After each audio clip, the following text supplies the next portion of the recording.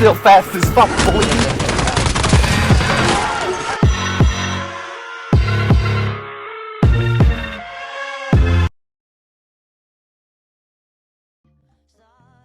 What's a secret you'll take to your grave but you'll share with Reddit because you need to get it off your chest? I'm too late for this to be likely seen, but I'll type it out as therapy for myself. The last time I spoke with my mother, I didn't really speak at all. I was 13 years old and had been spending the years at the hospital as she did chemotherapy, radiation, laser surgery, etc. to fight her spreading lymphoma. I was a stupid kid and was frustrated with having to be at the hospital every day after school. We were in the hospital room, and I was annoyed that I couldn't be at home in my room calling my friends, no cell phones yet, or whatever the hell I was concerned with. When we were eventually leaving that day, I was a giant asshole and wouldn't give her a hug and just said something like I just want to go home. The next day she was in a coma and never recovered from it. And the last time I got to hug her, her body was cold and was no longer alive. That will haunt me until the day I die. I downloaded someone else's code and turned it in as coursework. It was so good that the tutor was suspicious and asked me to provide some development notes and comments. I panicked, emailed the person whose program it was and explained. He sent me several previous versions with bugs so I could show my progress, fully commented code, and even some hand sketches of the interface.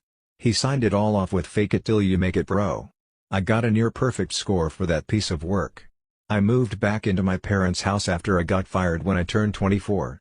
I was there about a month and every single day my dad would somehow get mad at something I would do and it would escalate to him threatening to fight me. About a month in, I exploded. I hit him in the mouth with a right hand and a left hook behind it, and that was it. I felt really guilty because he was bleeding everywhere out of his mouth and quickly played the victim. I even tried to get him a paper towel and he looked at it and spit blood at me, which got all over the walls. I feel really scared for my mom. There's been times where he's choked her to the point of passing out, beat the crap out of her several times when I was a kid, and subsequently spent 15 months in state jail because of it. He's a master manipulator and my mom keeps trying to reach out to me to put the blame on a new medication that he started. I'm not hearing it. My whole life he's been an extremely violent narcissist. I told him when I got kicked out that he'd never see me or talk to me again, and I promise that will be the case. I'm done. As a student, what is the saddest thing you have found out about your teacher? In 7th grade, I had a teacher named Mr. Andrews. He taught geography and state history. He was famous throughout the school for how hard his class was. Mr. Andrews didn't mess around. He expected his students to do the work he assigned, no shortcuts, and he assigned a lot of work. I still think I should have gotten an AP credit for his course, given the amount of work we had to do. Even though his class was tough, Mr. Andrews was a great teacher. He went above and beyond what the required course material was and gave really long, yet animated lectures, making the weirdest things interesting without losing our attention. He knew his stuff, which is something rare for public middle school teachers. History was genuinely his passion and he wanted to share that with us. And, every Friday he'd bring out his guitar and sing traditional folk songs for us. The whole class would enjoy it and it was a relief from the stress of all our other classes once a week. Still, his policy of assigning copious amounts of homework made him somewhat unpopular. Most students had mixed feelings about his class, myself included. One day, totally out of the blue, we took a break from our usual lesson plan. This was nearing the end of the year. Our middle school's guidance counselor was in the room, looking somber. As the bell to signal the start of class rang, she began to tell us how kind it is of Mr. Andrews to do this every year, and that we should be very respectful.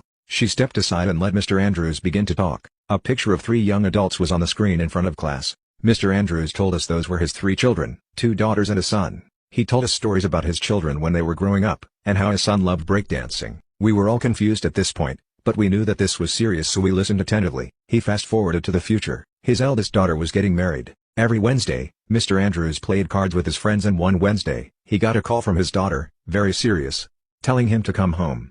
He thought there might have been a slight hitch in the wedding planning, so he wasn't too concerned. But when he arrived home, he saw a bunch of police cars outside.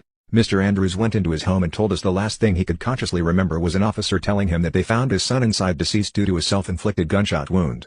The saddest thing I ever found out about my teacher was that his son died by his own will. Mr. Andrews said he didn't notice any warning signs. A week before he died, he told his father he wanted to go to college to become a history teacher. Following his death, it came out that he had a fiancée that no one knew about, but it was a complete shock to her too. The entire time Mr. Andrews told his son's story, I was paralyzed. I couldn't move or make a sound. We hear stories of this kind all the time, but it's different coming from someone you know, especially an authority figure, and I could hear the emotion in my teacher's voice. I could tell which parts were the hardest for him to get to. When his voice broke and he took long pauses before continuing, I could hear which parts would be ingrained in his mind forever. Listening to my teacher's pain of losing his only son to something he never saw coming completely changed my opinion of him. The story was so painful for him to relay, but he still told his students every year because he wanted us to know the effects that such a traumatic event has on a family and a community. He wanted us to know that we can, and must, ask for help. I will always remember his story. From that day forward, I had nothing but complete respect for Mr. Andrews. Thank you guys for watching the video. Those who stuck around and watched to the end. Yeah. So when you guys like, share, subscribe. Let's play the outro.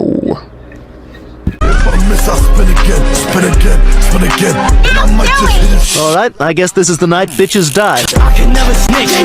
That's on my kid. Put a chopper on a blade, put a blade on his head.